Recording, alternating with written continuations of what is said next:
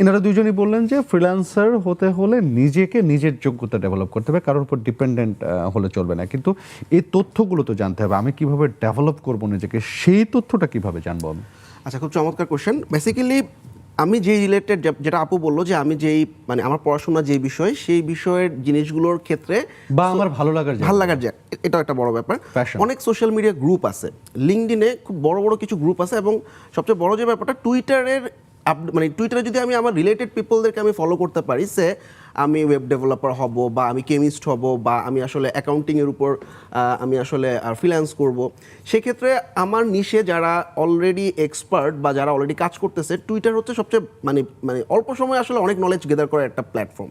So সেখানে related পিপলদেরকে follow করতে পারলে খুব চমৎকার একটা জিনিস হয়। এছাড়াও ফেসবুকের অনেক গ্রুপ আছে, লিঙ্কডইনের অনেক গ্রুপ আছে, যেগুলোর মাধ্যমে আমরা আসলে ফেসবুক নিয়েই কথা বলেন, কারণ বাংলাদেশের মানুষের কাছে ফেসবুক যত জনপ্রিয়, টুইটার তত